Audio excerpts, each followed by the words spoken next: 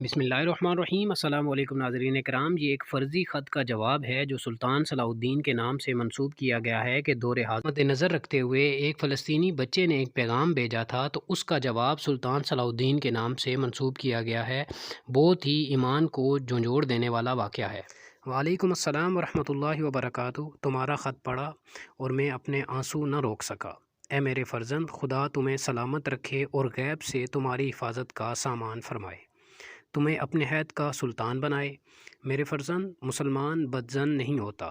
تمہارے درد کو ہر مسلمان، خواہ وہ دنیا کے کسی خطے میں ہو، آج بھی محسوس کرتا ہے، سوائے منافق کے۔ تمہیں تاریخ سے کچھ آگاہ کر دوں، یہ جنگ آج مسلط نہیں ہوئی، یہ جنگ 1400 صدیوں سے جاری ہے۔ میرے فرزند، یہ جنگ بزدلوں کے لیے نہیں بلکہ بہادروں کے حصے میں آتی ہے۔ میں نے یہ جنگ لڑی، میرے بزرگوں نے لڑی، اور اب میری آنے والی نسلیں یعنی تم بھی لڑ رہے ہو۔ تم ہمت نہیں ہارنا، کیونکہ اللہ نے ہم سے وعدہ کیا ہے۔ اور نہ سستی کرو اور نہ غم کھاؤ، تم ہی غالب آؤ گے اگر ایمان رکھتے ہو تو۔ اے میرے فرزند، منافقوں کی کوئی حیثیت نہیں، انہوں نے عہد رسالت میں اللہ کے نبی صلی اللہ علیہ وسلم سے بھی دغا کیا تھا، یہ تمہارے ساتھ بھی وفا نہیں کریں گے۔ میرے فرزند، یہ جان لو، دنیا میں حق ہے یا باطل، اب اگر کوئی حق کے ساتھ کھڑا نہیں تو یہ یقینی بات ہے کہ وہ حق کے ساتھ خیانت کر رہا ہے۔ اے میرے فرزند، مسلمان کے نصیب میں شکست نہیں، وہ یا تو شہید ہے یا غازی۔ اہل دنیا کے نزدیک فتح و شکست کے پیمانے جدا ہیں، لیکن اللہ کے نزدیک تم ہی فاتح ہو۔ امام علی مکان کی مثال تمہارے لیے مشعل راہ ہے۔ خاندان کے سربراہ سے لے کر کم سن علی اصغر تک سب رسول اکرم صلی اللہ علیہ وسلم کے دین پر فدا ہو گئے اور تا قیامت امر ہو گئے، اور تخت کا دعویدار بدبخت صبح قیامت تک ذلت و رسوائی سمیٹ رہا ہے، اور آخرت میں ظالموں کو سخت عذاب ہوگا۔ میرے فرزند، یہ جملہ یاد رکھنا، اللہ سب دیکھ رہا ہے۔ انہیں لگتا ہے کہ اللہ نہیں دیکھ رہا، مگر اللہ سب دیکھ رہا ہے۔ جس دن عدل کی ترازو لگے گی، اس دن تم سرخرو ہو جاؤ گے انشاءاللہ۔ مگر یہ 57 اسلامی ممالک کے سربراہان، سپہ سالار اور ان کے سہولت کار اور ان بزدل اور غیرت سے عاری حکمرانوں کو سپورٹ کرنے والی عوام کل انعام مجرموں کے کٹہرے میں کھڑے ہوں گے، اور پوچھنے والا ان سے پوچھے گا، کیا تم نے یہ آیت نہیں پڑھی تھی؟ اور تمہیں کیا ہو گیا ہے کہ تم قتال نہیں کرتے اور اللہ کی راہ میں ان بے بس مردوں، عورتوں اور بچوں کی خاطر جو مغلوب بنا دیے گئے، اور جو دعا کر رہے ہیں کہ ہے ہمارے پروردگار، ہمیں نکال اس بستی سے جس کے رہنے والے لوگ ظالم ہیں، اور ہمارے لیے اپنے پاس سے کوئی حمایتی بنا دے، اور ہمارے لیے خاص اپنے فضل سے کوئی مددگار بھیج دے۔